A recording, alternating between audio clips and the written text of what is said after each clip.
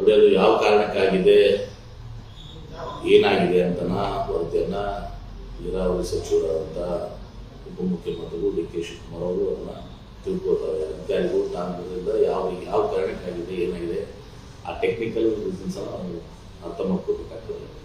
ಅದಕ್ಕೆ ಸ್ವಾಭಾವಿಕವಾಗಿ ಅವರು ನೀರಾವರಿ ಸಚಿವರು ಉಪಮುಖ್ಯಮಂತ್ರಿಗಳು ತರಿಸ್ಕೊಂಡು ಅದು ಯಾಕೆ ಆಗಿದೆ ಅಂತ ತಿಳ್ಕೊಂಡು ಮುಂದೆ ಕ್ರಮ ತಿಳ್ಕೊಳ್ತಾರೆ. ಸರ್, ಈ ನವಲಿ ಬಳಿ ತಮ್ಮದೇ ಸರ್ಕಾರದಾಗ ಸಮಾನಾಂತರ ಜಲಾಶಯ ನಿರ್ಮಾಣ ಮಾಡೋದು ಬೇಡಿಕೆ ಅದು ನಿರ್ಮಾಣ ಆಗಿದ್ದೀವಿ. ಅದು ನವಲಿ ಜಲಾಶಯದು ಏನಿದೆ ಅಂದರೆ ಅದು ಅಂತರ ರಾಜ್ಯದ ಒಂದು ವಿವಾದಗೊಳಪಡ್ತದೆ. ಅದಕ್ಕೆ ಡಿ ಪಿ ಡ್ಯಾಮ್ನಲ್ಲಿ ಒಂದು ಅನೇಕ ಬೋರ್ಡ್ ಇದೆ. ಬೋರ್ಡ್ನಲ್ಲಿ 2 ರಾಜ್ಯಗಳ ಪ್ರತಿನಿಧಿಗಳು ಇರ್ತಾರೆ. ಅಲ್ಲಿ ಚರ್ಚೆ ಮಾಡಿ ಅವತ್ತು ಸಾವು ಪರವಾನಗಿಯನ್ನು ಕೊಡಬೇಕಾಗ್ತದೆ. ಆ ಪರವಾನಗಿಯನ್ನು ಪಡ್ಕೊಂಡು ಒಂದು ಸರ್ಕಾರ ಕ್ರಮ ಕೈಗೊಳ್ಳುತ್ತದೆ. ನೀರಾವರಿ ಸಚಿವರಿಗೆ ನಾನು ಕೂಡ ಮಾತನಾಡ್ತೇನೆ, ಇದೊಂದು ಪರ್ಯಾಯ ಮೊದಲಿಂದ ಇದು ನಡೆದಿದೆ, ಅದಕ್ಕೆ ಹೆಚ್ಚಿನ ಉತ್ತರ ಕೊಡಬೇಕಂತ ನಾವು ನೀರಾವರಿ ಸಚಿವರಿಗೆ ಶಿವಕುಮಾರ್ ಮಾತಾಡ್ತೇನೆ. ಸರ್, ಈ ಟಿವಿ ಡ್ಯಾಮ್ ಸರಿಯಾದ ನಿರ್ವಹಣೆ ಮಾಡ್ತಾರೆ ಅನ್ನುವಂಥ ಕಾರಣಕ್ಕೆ ಈ ಥರ ನೋಡೋಣ. ಈಗ ಫ್ಯಾಕ್ಟ್ ಫೈಂಡಿಂಗ್ ಮಾಡಬೇಕಲ್ಲ, ಸುಮ್ಮನೆ ಆರೋಪ ಮಾಡೋದು ಸರಿ ಇರ್ತದೆ. ಸತ್ಯ ಏನೊಂದು ತಿಳ್ಕೊಳ್ಳುವಂಥದ್ದು ಯಾಕೆ ಇದು ಆಗಿದೆ ಅಂತಂದು ಅರ್ಥ ಮಾಡ್ಕೋಬೇಕಲ್ಲ. ಅರ್ಥ ಮಾಡ್ಕೊಂಡ್ಮೇಲೆ ಗೊತ್ತು ಮಾತಾಡಬೇಕು. ಸುಮ್ಮನೆ ನಾವು ಆರೋಪಗಳಿಗೆ ನಮ್ಮ ಉತ್ತರ ಕೊಡಬೇಕು. ಸರ್, ಈ ಘಟನೆಯಿಂದ ಬೇರೆ ಜಲಾಶಯದಲ್ಲೂ ಕೂಡ ಈ ರೀತಿ ಮುನ್ನೆಚ್ಚರಿಕೆ ಕ್ರಮಗಳನ್ನು ಕೈಗೊಳ್ಳಬೇಕು. ಸಾಮೂಹಿಕವಾಗಿ ಒಂದು ಸಹ ಇಲ್ಲಿ ಆ ಥರ ಏನಾಗಿದ್ದಾಗ ಯಾವುದೇ ಒಂದು ಇನ್ಸಿಡೆಂಟ್ ಅಲ್ಲ ಉಳಿದ್ರೂ ಕೂಡ ನಾವು ಮುನ್ನೆಚ್ಚರಿಕೆ ವಹಿಸಿಕೊಳ್ಳುವಂಥದ್ದು ಸರ್ಕಾರಗಳ ಇಲಾಖೆ ಜವಾಬ್ದಾರಿ. ಇಲಾಖೆ ಆ ಕೆಲಸ ಮಾಡ್ತದೆ.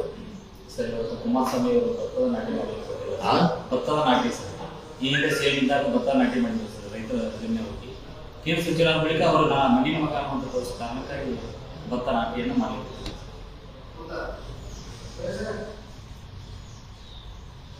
ಭತ್ತ ನಾಟಿ ಮಾಡ್ತಾರೆ. ನಾಟಿ ಮಾಡಿ ಒಳ್ಳೆ ಫಸಲು ಬರಲಿ. ಯಾಕಂದ್ರೆ ವಿರೋಧಿಗಳಿಗೆ ತಾಂಕೊಡ ನಿಟ್ಟಿನಲ್ಲಿ ಈ ರೀತಿ ಆಯ್ತು ಮಾಡಲಿ, ಒಳ್ಳೆಯದು. ನಾಟಿ ಮಾಡಿ ಬರ್ತದೆ ಅವ್ರಿಗೆ, ಮಾಡಲಿ, ಒಳ್ಳೆಯದು, ಒಳ್ಳೆಯ ಫಸಲು ಬರಲಿ. ನಾಟಿ ಮಾಡಿ ಸರ್ ಗಿಮಿಕ್ ನೀವು ಹೇಳಿದ್ರೆ ರಾಜಕೀಯ ಗಿಮಿಕ್ ಅಂತ ಕೇಳಿದ್ರೆ ರಾಜಕೀಯ ಗಿಮಿಕ್ ಮತ್ತೆ ಸರ್, ಈಗ ಇನ್ನೊಂದು ಬಿಜೆಪಿಯಲ್ಲಿ 2 ಬಣಗಳ ಈಗ ವಿಜೇಂದ್ರ ವಿರೋಧಿ ಬಣ ಯತ್ನಾಳ್ ಆಗಿರ್ಬೋದು, ರಮೇಶ್ ಜಾರಕಿಹೊಳಿ ಆಗಿರ್ಬೋದು, ಇವರೆಲ್ಲರೂ ಸೇರಿ ಮತ್ತೊಂದು ಪಾದಯಾತ್ರೆಗೆ ಸಿದ್ಧತೆ ನಡೆಸಿದ್ದಾರೆ. ನನಗೆ ಯಾರೇ ಪ್ರಶ್ನೆ ಕೇಳಬೇಕು, ವಿರೋಧಿ ಬಣದ ಪ್ರಶ್ನೆ ಕೇಳಬೇಕಲ್ಲ. ಅಂದ್ರೆ ಎಲ್ಲವೂ ನೀವು ಹೇಳ್ತೀರಿ 2 ಬಣ ಅಂತ ಹೇಳ್ತೀರಿ. ನನ್ನ ಪ್ರಕಾರ 20 ಬಣ ಅದಾವ. ಅಶೋಕ್ ಅವ್ರದ್ದೊಂದು, ವಿಜೇಂದ್ರ ಮತ್ತು ಅವ್ರ ತಂದೆಯವ್ರದ್ದೊಂದು, ಅಶ್ವಥ್ ನಾರಾಯಣದೊಂದು, ಯತ್ನಾಳ್ ಅವರು ಮತ್ತು ನಮ್ಮ ರಮೇಶ್ ಜಾರಕಿಹೊಳಿದೊಂದು, ಭಾಳ ಗ್ರೂಪ್ಗಳಿದಾವೆ. ಬೇಲ್ ಸಂತೋಷ್ ಅವ್ರದ್ದು. ನನ್ನ ಪ್ರಕಾರ ಒಂದು 15-20 ಗ್ರೂಪ್ಗಳು, 15-20 ಜನ ಗ್ರೂಪ್ಗಳು ಒಂದೊಂದು ಪಾದಯಾತ್ರೆ ಮಾಡಲಿ. ಒಂದೊಂದು ಗುಂಪು ಒಂದೊಂದು ಪಾದಯಾತ್ರೆ. ಕೂಡಲ ಸಂಗಮದಿಂದ ಬಳ್ಳಾರಿವರೆಗೆ ಕೂಡಲ ಸಂಗಮದಿಂದ ಬಳ್ಳಾರಿವರೆಗೆ ಹೊಸಪೇಟೆವರೆಗೆ ವಾಲ್ಮೀಕಿ ಹಗರಣ ಖಂಡಿಸಿ ಪಾದಯಾತ್ರೆ ಮಾಡಲಿಕ್ಕೆ ಸಿದ್ಧತೆ ನಡೆಸಿದ್ದಾರೆ. ಅದು ವಾಲ್ಮೀಕಿ ಹಗರಣ ನಾವು ಈಗಾಗಲೇ ಸೈಟ್ ಕೊಟ್ಟಿದ್ದೀವಿ. ಸಚಿವರಿಗೆ ಅವ್ರ ಪಾತ್ರ ಅದ ಏನೋ ಗೊತ್ತಿಲ್ಲ. ಅದಾಗಿಬಿಟ್ಟು ಅವ್ರು ರಾಜೀನಾಮೆಯನ್ನು ನಾವು ಕೊಟ್ಟಿದ್ದಾರೆ. ಎನ್ಕ್ವೈರಿ ನಡೀತಾ ಇದೆ. ಇಡಿನೂ ಕೂಡ ಎನ್ಕ್ವೈರಿ ಮಾಡ್ತಾ ಇದೆ. ಸತ್ಯಾಂಶ ಹೊರ ಬರ್ತದೆ. 89 ಕೋಟಿಲಿ 45 ಕೋಟಿ ರೂಪಾಯಿ ರಿಕವರ್ ಆಗಿದೆ. ಅಕ್ರಮ ಆಗಿಲ್ಲ ಅಂತ ಹೇಳಿದ್ರೆ ಅಕ್ರಮ ಆಗಿದೆ ಅನ್ನೋದ್ರ ಬಗ್ಗೆ ನಾವು ಕ್ರಮ ತೆಗೆದುಕೊಂಡು ಯಾರು ನಾವು ಅದರ ರಕ್ಷಣೆ ಮಾಡಕತ್ತಿಲ್ಲ ಅಥವಾ ಯಾರು ಮೇಲೆಯವರು ಯಾರು ಭಾಗಿಯಾಗಿಲ್ಲ. ಅದೇ ರೀತಿ ಯತ್ನಾಳ್ ಅವರು ಹೇಳಿದಂಗೆ ಕೋವಿಡ್ನಲ್ಲಿ 2,000 ಕೋಟಿ ಹಗರಣ ಆಗಿದೆ.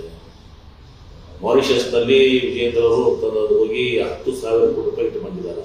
ನಾನು ಹೇಳ್ತಾರೆ ಯತ್ನಾಳ್ ಅವರು ಹೇಳ್ತಾರೆ. ಮತ್ತು ಅಂದರೆ ಬೋವಿ ನಿಗಮದಲ್ಲಿ ಅಕ್ರಮ ಆಗಿದೆ. ನಮ್ಮ ಅಲ್ಲಿ ಅಧ್ಯಕ್ಷರು, ನಿಗಮ ಅಧ್ಯಕ್ಷರು ಅವ್ರ ಅಕೌಂಟಿಗೂ ಮಗನ ಅಕೌಂಟ್ಗೆ ಡೈರೆಕ್ಟ್ಲಿ ಚೆಕ್ ಮುಖಾಂತರ ಪೇಮೆಂಟ್ ಆಗಿದೆ. ತಾಂಡಾ ಅಭಿವೃದ್ಧಿ ನಿಗಮದಲ್ಲಿ ಹಗರಣ ಆಗಿದೆ. ದೇವರಾಜ ಟ್ರಕ್ಟರ್ನಲ್ಲೇ ಹಗರಣ ಆಗಿದೆ. ಎಲ್ಲನೂ ಕೂಡ ಮಾಡಲಿ. ಪಾದಯಾತ್ರೆ ಎಲ್ಲ ತಗೊಂಡು ಮಾಡಲಿ. ವಾಲ್ಮೀಕಿ ನಿಗಮ ಒಂದು ಉಳಿದು 20 ಹಗರಣಗಳು. ಅದಕ್ಕೆ ಯತ್ನಾಳ್ ಅವ್ರ ನೇತೃತ್ವ ವಹಿಸ್ಕೋಬೇಕು. ಯಾಕಂದ್ರೆ ಅವರೆಲ್ಲರೂ ಸ್ವಚ್ಛ ಮಾಡ್ಬೇಕಂತ ಹೇಳಿದವರು. ಪಕ್ಷಾತೀತವಾಗಿ ನಮ್ಮ ಪಕ್ಷದವರೇ ಮೇಲೆ ಅವ್ರು ಬರಲಿ ಅಂತೇಳಿ ಅದಕ್ಕೆ ಯತ್ನಾಳ್ ಅವ್ರಿಗೆ ಒಂದು ಲಿಸ್ಟ್ ಈಗಾಗಲೇ ಮೊನ್ನೆ ಸಿದ್ದರಾಮಯ್ಯ ಅವರು ಬಿಡುಗಡೆ ಮಾಡಿದ್ದಾರೆ. ಯಾವ ಇಲಾಖೆ ಹಗರಣಗಳಾಗಿದ್ದಾವೆ ಅಂತೇಳಿ. ಅಂದರೆ ಅದಕ್ಕೆ ಅವೆಲ್ಲವನ್ನ ಕೂಡ ಇಟ್ಕೊಂಡು ಯತ್ನಾಳ್ ಅವರೆಲ್ಲ ಇಟ್ಕೊಂಡು ಪಾದಯಾತ್ರೆ ಮಾಡಲಿ ಅಂತೇಳಿ ನನ್ನ ಒಂದು ವಿನಂತಿ. ವಿನಂತಿ ಅವರು